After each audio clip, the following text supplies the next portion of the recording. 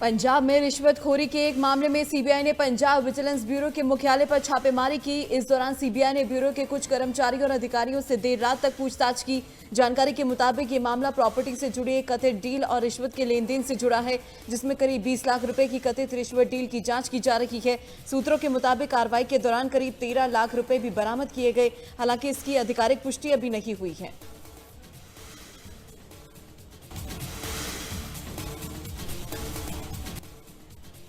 पंजाब में निकाय चुनाव का ऐलान हो गया है। 26 मई को वोटिंग होगी। वोटिंग का समय सुबह 8 बजे से 5 बजे तक होगा। वहीं काउंटिंग 29 मई को होगी। 8 नगर निगम, 76 नगर काउंसिल और 21 नगर पंचायतों में चुनाव होगा। इसके लिए नॉमिनेशन की प्रक्रिया 13 मई से शुरू होकर 16 मई तक चलेगी।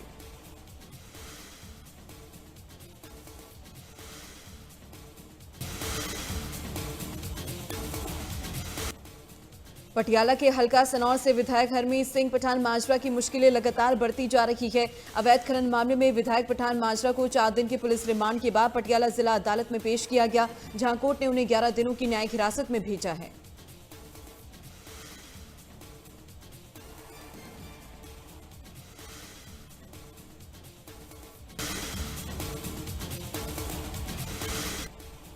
धुरी में सामाजिक, धार्मिक, खेल और जन कल्याण से जुड़े कई संस्थानों को करीब 3.5 करोड़ रुपए की वित्तीय सहायता के स्वीकृति पत्र सौंपे गए।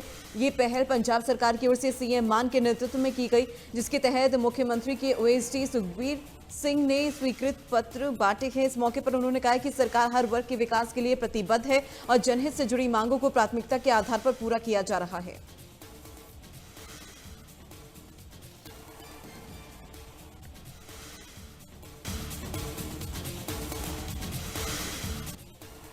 खन्ना जीटी रोड पर सोमवार को तेज रफ्तार ट्रक ने स्कूटर को टक्कर मार दी। इस हादसे में स्कूटर सवार महिला की मौत हो गई, जबकि उसका पति गंभीर रूप से घायल हो गया। घायल को तुरंत अस्पताल पहुंचाया गया। वहीं लोगों ने ट्रक चालक को मौके पर ही पकड़ लिया और पुलिस के हवाले कर दिया। फिलहाल पुलिस ने आरोपी चालक से पूछताछ शुरू कर दी है।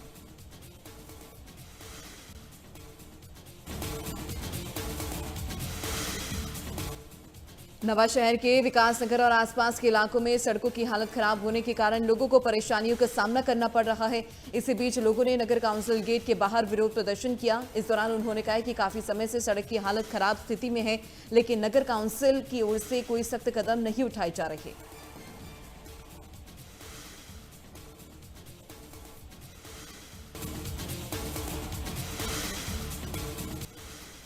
पठानकोट के एयरबेस के पास से पुलिस ने 3 संदिग्धों को गिरफ्तार किया। जांच में सामने आया कि तीनों युवक पुलिस का फर्जी आईडी कार्ड बनाकर घूम रहे थे।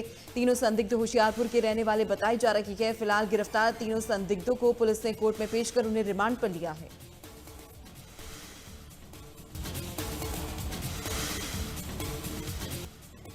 लुधियाना के पौंच इलाके किचलू नगर में फायरिंग का मामला सामने आया है। बाइक सवार 2 हमलावरों ने घर पर गोलियां चलाई, जिसका सीसीटीवी भी सामने आया है। हालांकि इस घटना में कोई घायल नहीं हुआ। वहीं फायरिंग की सूचना पर पहुंची पुलिस सीसीटीवी की मदद से आरोपियों की तलाश में जुटी है।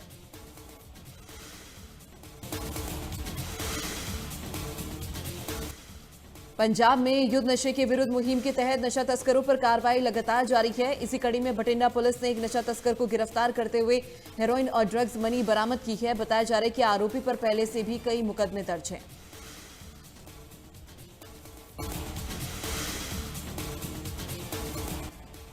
गुरुग्राम में पुलिस की 2 अपराधियों के साथ मुठभेड़ हुई, जिसमें आरोपियों ने पुलिस पर 10 राउंड फायरिंग की। क्रॉस फायरिंग में गैंगस्टर दीपक नांदल का एक शार्प शूटर पुलिस की गोली लगने से ढेर हो गया, जबकि दूसरा आरोपी घायल है।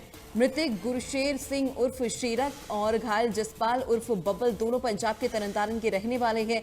आरोपियों ने 2 मई की रात को हरियाणवी सिंगर राहुल फाजिलपुरिया के इवेंट ऑर्गेनाइजर सौरभ के घर पर फायरिंग की थी। क्राइम ब्रांच की टीम ने 2 दिन पहले ही दोनों आरोपी को पंजाब से गिरफ्तार किया था और हथियार रिकवरी के लिए ले जा रही थी। इसी दौरान आरोपियों ने पुलिस पर फायरिंग कर दी।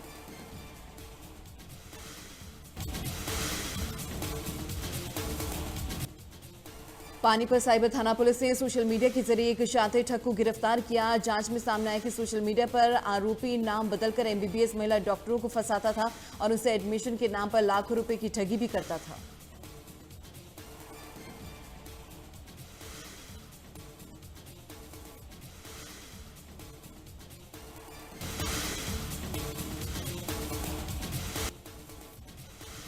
चंदौली में 24 घंटे के भीतर 3 अलग अलग हत्याओं को अंजाम देने वाले आरोपी पुलिस ने मुठभेड़ में ढेर कर दिया है। आरोपी की पहचान गुरप्रीत सिंह के रूप में हुई है। पुलिस के मुताबिक एसपी के दिशा निर्देश पर गठित की गई टीम लगातार आरोपी की तलाश कर रही थी। जांच के दौरान मिले सबूतों के आधार पर पुलिस टीम ने देर रात घेराबंदी की। आरोपी ने पुलिस को देखते ही फायरिंग शुरू कर दी। वहीं पुलिस की जवाबी फायरिंग में आरोपी गंभीर रूप से घायल हो गया और मौके पर उसकी मौत हो गई।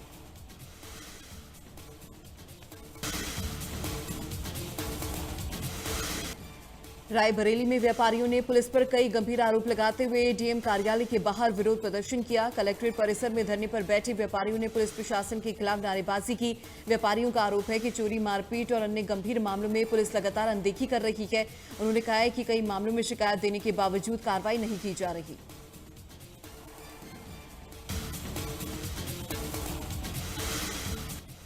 गाजियाबाद में India One ATM cash van से 27 लाख रुपए की लूट मामले में पुलिस ने बड़ा खुलासा किया है। पुलिस ने मामले में कार्रवाई करते हुए 2 आरोपियों को गिरफ्तार किया। डीसीपी सिटी धवल जायसवाल ने पुलिस लाइन में प्रेस कॉन्फ्रेंस करते हुए मामले का खुलासा किया।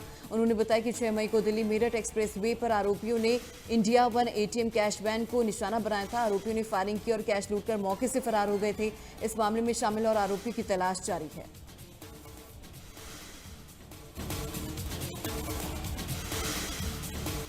प्रधानमंत्री नरेंद्र मोदी ने देशवासियों से विदेशी मुद्रा बचाने की अपील की है। पीएम मोदी ने इस दौरान 1 साल तक सोना ना खरीदने और खाने का तेल कम इस्तेमाल करने की अपील की। वहीं इस पर उत्तराखंड के मुख्यमंत्री पुष्कर सिंह धामी ने कहा है कि राज्य पूरी तरीके से तैयार है।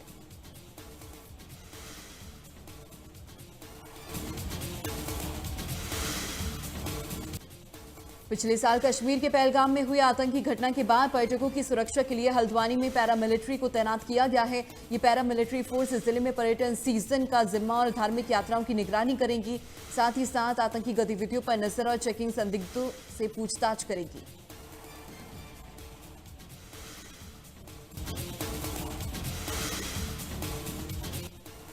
हरिद्वार में जिलाधिकारी मयूर दीक्षित की अध्यक्षता में जनसुनवाई का आयोजन किया गया। इस दौरान कई विभागों से जुड़ी 66 शिकायतें दर्ज की गई, जिसमें 30 शिकायतों का मौके पर समाधान किया गया, जबकि बाकी बची शिकायतों को संबंधित विभागों को जल्द कार्रवाई करने के दिशा निर्देश दिए।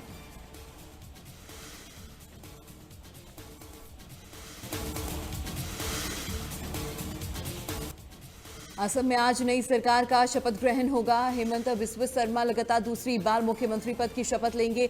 शर्मा के अलावा 4 और विधायक मंत्री पद की शपथ लेंगे। खानापारा के पशु चिकित्सा महाविद्यालय मैदान में शपथ ग्रहण समारोह का आयोजन होगा, जिसमें प्रधानमंत्री नरेंद्र मोदी, केंद्रीय गृह मंत्री अमित शाह, रक्षा मंत्री राजनाथ सिंह समेत बीजेपी और एनडीए शासित राज्य के मुख्यमंत्री और उप मुख्यमंत्री शामिल होंगे।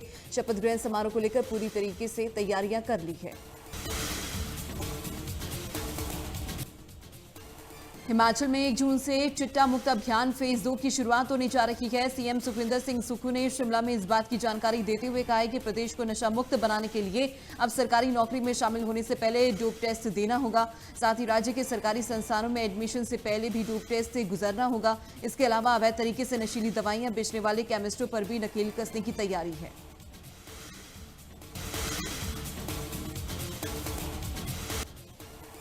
आईपीएल में सोमवार को पंजाब और दिल्ली के बीच खेले गए महामुकाबले में दिल्ली ने पंजाब को 3 विकेट से हरा दिया। धर्मशाला के एचपीसीए स्टेडियम में खेले गए मुकाबले में दिल्ली ने टॉस जीतकर पहले गेंदबाजी चुनी। पहले बल्लेबाजी करते हुए पंजाब किंग्स ने अय्यर प्रियांश की 50 के दम पर 210 रन बनाए, जिसके जवाब में दिल्ली ने 19 ओवर में 7 विकेट खोकर टारगेट चेज कर लिया। दिल्ली की तरफ से कैप्टन अक्षर पटेल ने 56 और डेविड मिलर ने 51 रन बनाए हैं।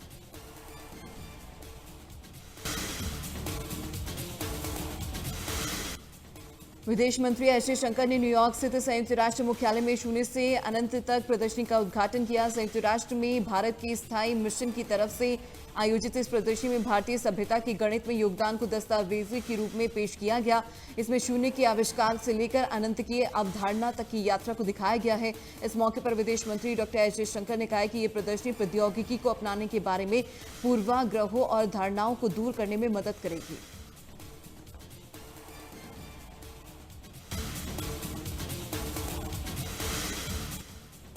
अमेरिका के राष्ट्रपति डोनाल्ड ट्रंप ने ईरान के साथ चल रही सीज फायर को लेकर बड़ा बयान दिया है। उन्होंने कहा है कि ये सीज फायर अब बहुत कमजोर स्थिति में है और लाइफ सपोर्ट पर टिका हुआ है। ट्रंप ने पत्रकारों से बातचीत करते हुए ईरान के प्रस्ताव पर भी प्रतिक्रिया दी। ट्रंप ने कहा कि उन्होंने ईरान के प्रस्ताव को पढ़ा और वह बिल्कुल भी स्वीकार करने योग्य नहीं है। अमेरिका पर किसी तरीके का दबाव नहीं है और देश पूरी जीत की ओर बढ़ रहा है।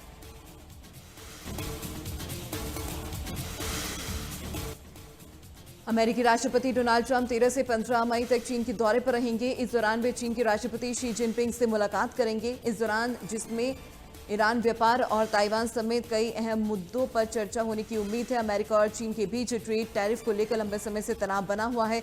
रिपोर्ट्स के मुताबिक दोनों देश व्यापार व्यवस्था को स्थिर करने और नए कारोबारी समझौतों पर चर्चा कर सकते हैं। करीब 9 वर्ष बाद किसी अमेरिकी राष्ट्रपति की ये पहली चीन यात्रा होगी।